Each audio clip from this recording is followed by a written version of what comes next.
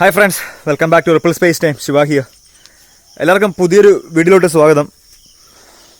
ആദ്യം നമ്മൾ ചാനൽ കാണണമെങ്കിൽ സബ്സ്ക്രൈബ് ചെയ്യാൻ മറക്കല്ലേ ഗൈസ്. അതുപോലെ തന്നെ അടുത്തുള്ള ബെൽ ബട്ടൺ എനേബിൾ ചെയ്താലേ ഓരോ വട്ടം വീഡിയോ പോസ്റ്റ് ചെയ്യുമ്പോൾ അതിന് നോട്ടിഫിക്കേഷൻ വരത്തുള്ളൂ.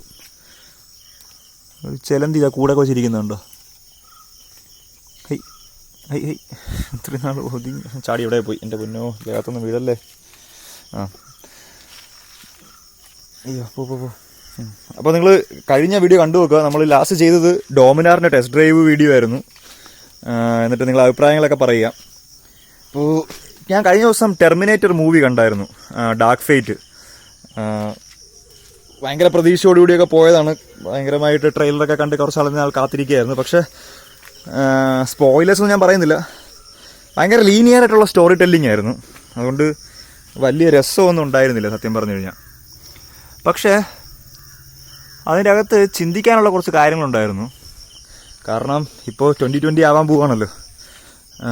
ഇഷ്ടംപോലെ ടെക്നോളജീസ് വളരുന്ന ഒരു സമയമാണ്.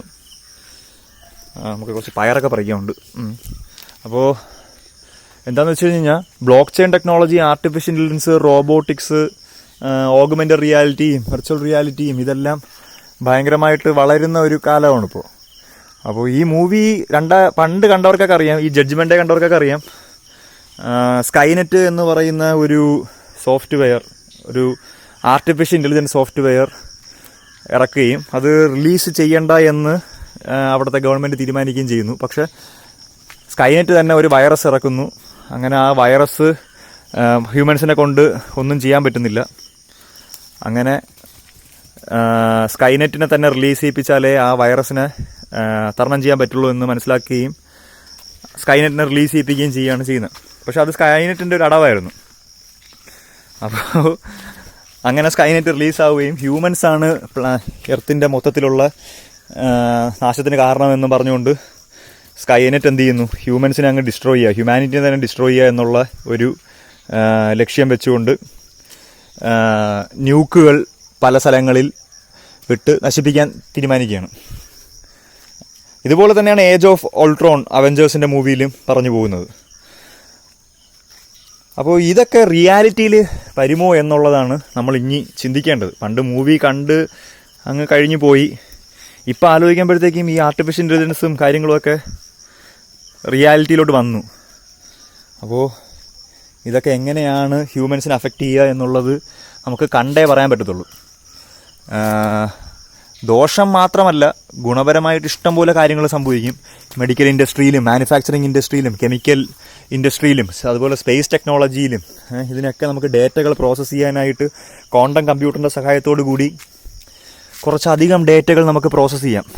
വർഷങ്ങൾ എന്നുവെച്ചാൽ ഒരു ഹ്യൂമൻ ലൈഫ് സ്പാനിൻ്റെ അത്രയും സമയമെടുക്കുന്ന കാര്യങ്ങൾ നമുക്ക് പെട്ടെന്ന് തന്നെ ചെയ്യാൻ പറ്റും. വെറും മിനിറ്റുകൾ കൊണ്ട് തന്നെ നമുക്ക് പ്രോസസ്സ് ചെയ്യാൻ പറ്റും.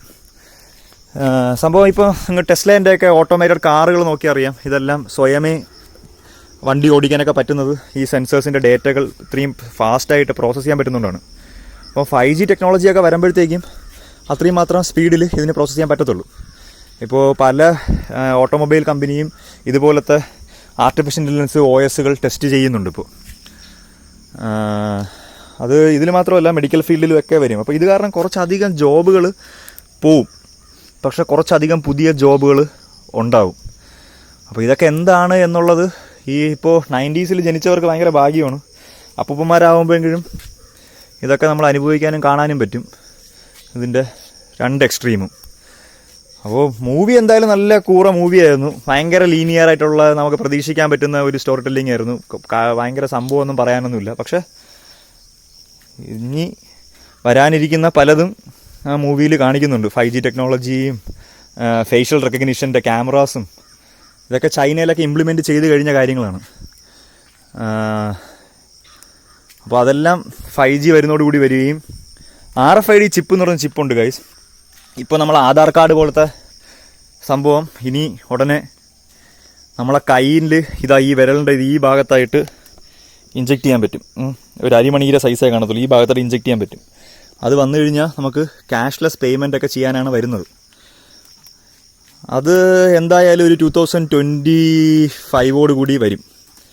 അത് വന്നു കഴിഞ്ഞാൽ 2030 ഇതേ ചിപ്പ് നമ്മളെ ബ്രെയിനിൽ ഇംപ്ലാന്റ് ചെയ്യുന്ന സംഭവം വരും.